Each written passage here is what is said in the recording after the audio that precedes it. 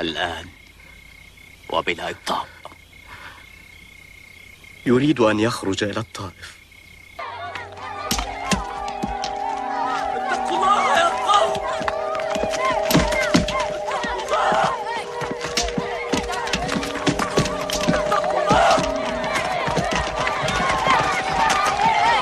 اتقوا الله يا قوم!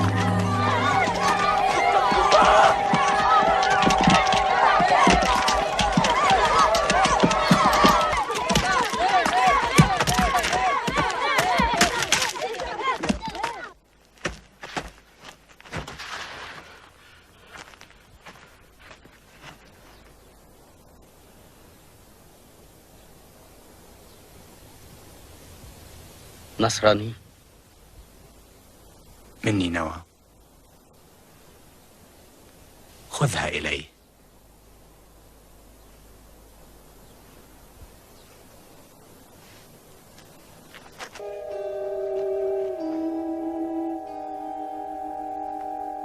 الدماء تسيل من قدميه.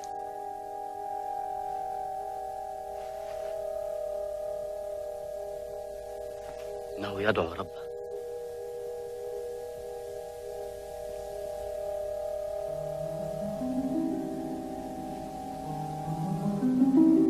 اللهم إليك أشكو ضعف قوتي وقلة حيلتي وهواني على الناس يا أرحم الراحمين.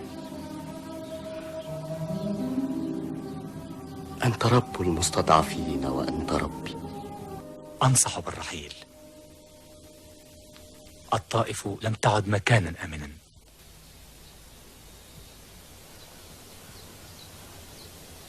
لم يصادفه أسوأ من هذا اليوم.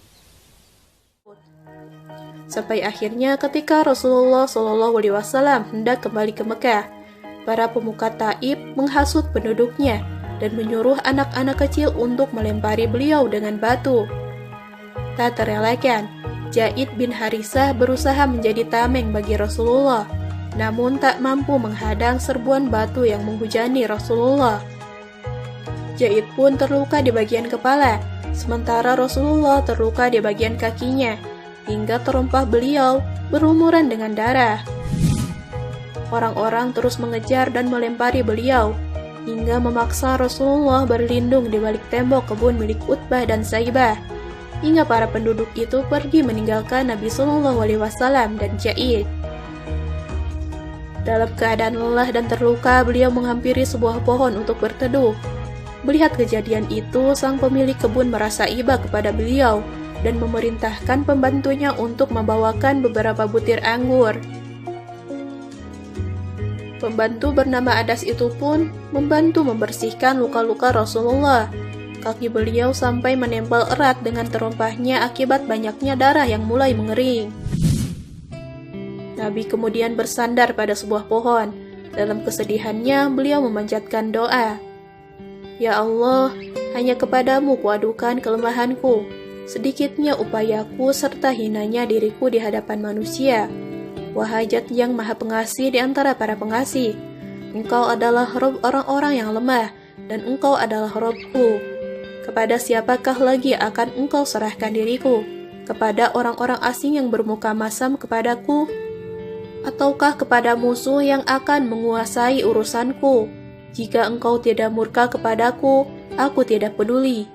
Akan tetapi, ampunan yang Engkau anugerahkan adalah lebih luas bagiku. Aku berlindung dengan cahaya wajah-Mu yang menyinari kegelapan dan memperbaiki urusan dunia akhirat, agar Engkau tidak turunkan murka-Mu yang Engkau timpakan kepadaku. Engkaulah yang berhak menegurku hingga Engkau menjadi ridho. Tiada daya dan kekuatan kecuali atas berkenan-Mu.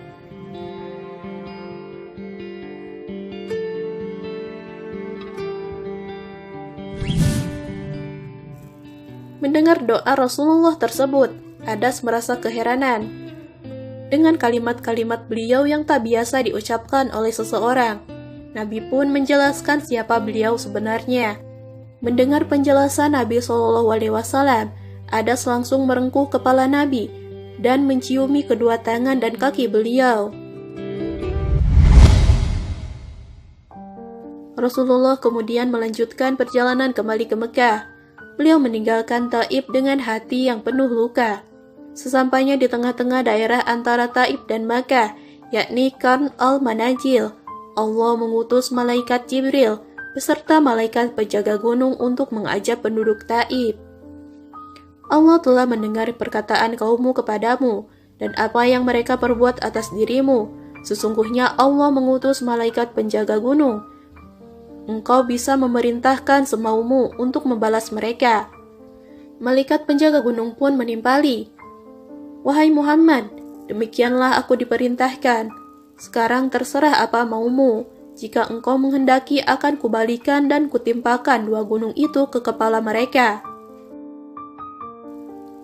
Meski dalam keadaan sedih dan terluka, Rasulullah sungguh manusia terbaik dan mulia yang memiliki hati seluas samudra. Beliau tak memendam dendam. Beliau malah berharap dari Taif akan muncul orang-orang yang memurnikan ajaran tauhid. Jangan, karena aku masih berharap dari anak keturunan mereka akan muncul orang-orang yang menyembah Allah saja dan tidak menyekutukannya dengan apapun.